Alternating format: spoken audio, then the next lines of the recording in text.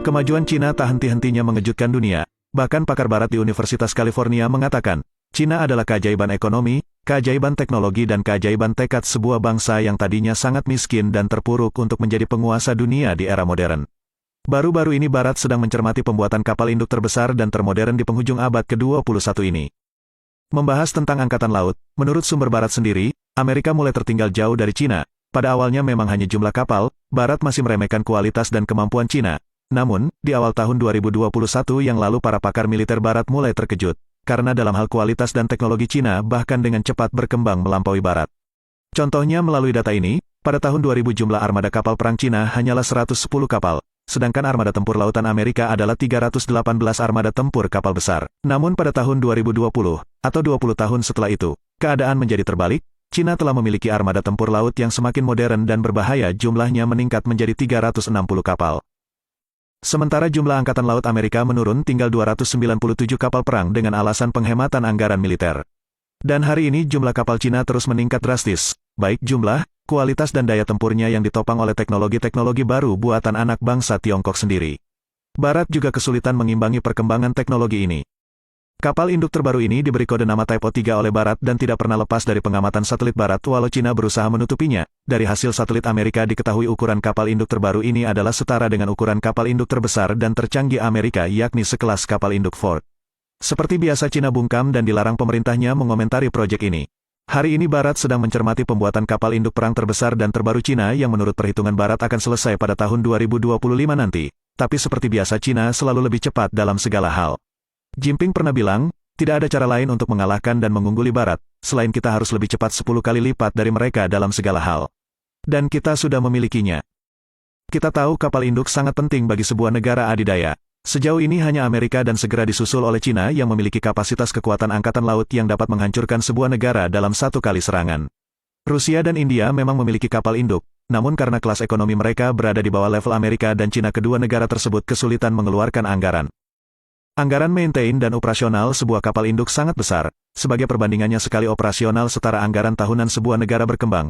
Eropa sendiri mulai banyak mempensiunkan kapal induk mereka karena alasan penghematan anggaran ini. Namun bagi Cina hal tersebut seperti bukan masalah. Inilah tantangan terberat Amerika ke depannya. Dengan kapal induk yang mampu memimpin gugus depan di lautan, daya jangkau Cina akan mencapai seluruh lautan di dunia. Mereka dapat mengusai samudera bahkan dari kutub utara hingga kutub selatan. Kapal induk terbaru ini memiliki pelontar pesawat dan membawa peralatan dan persenjataan canggih ke seluruh dunia yang mereka ingin kuasai. Dalam hal ini, Cina juga terkenal jauh lebih efisien daripada Barat. Kita jadi teringat pada abad kejayaan Eropa, ketika Napoleon pertama kali menginjakan kaki di Cina. Seorang bertanya kepadanya, "Yang Mulia Paduka, apa pendapat Anda tentang bangsa ini?" Mungkin orang tersebut sedang meremehkan Cina yang kuno dan miskin pada waktu itu.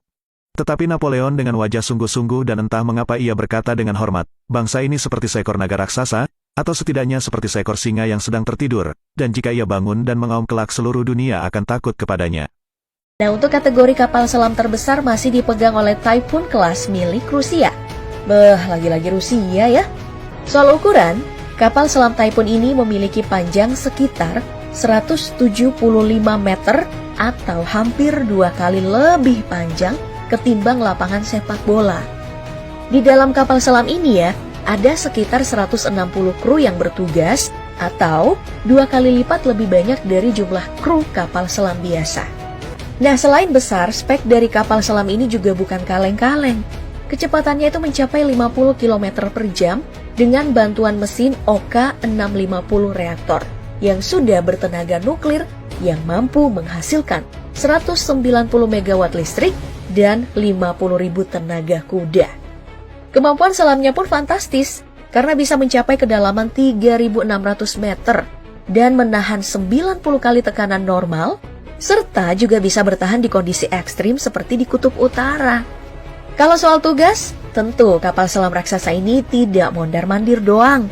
Tugas utama dari kapal selam ini adalah membawa rudal nuklir balistik. Gak main-main, peluncur rudal dari kapal selam ini ada 20 biji yang siap meluncurkan rudal mematikan dengan jangkauan 8.000 km.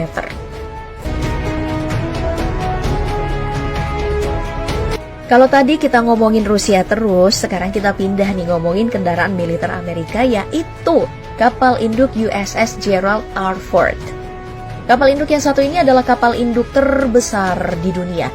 Untuk memiliki kapal induk super serem ini, Amerika Serikat sampai merogoh kocek yang gak sedikit loh, yaitu sekitar 13 miliar US dollar atau sekitar 187 triliun rupiah saat masa konstruksinya dari tahun 2009 sampai 2017 kemarin. Oke, dari segi ukuran, USS Gerald memang mencolok karena panjangnya itu ya sekitar 304 meter atau 3 kali lipat lapangan sepak bola. Dan tingginya 45 meter atau sepertiga dari Monas. Dengan ukuran ini, USS Gerald bisa menampung 4.500 kru, 75 pesawat tempur, dan juga dilengkapi oleh gudang senjata. Dari kemampuan ini wajar saja jika Gerald disebut-sebut sebagai pangkalan militer berjalan. Nah, untuk menjalankan pesawat super jumbo ini, Amerika menyematkan 2 buah mesin A1B nuklir yang mampu membuat kecepatannya menembus 55 km per jam.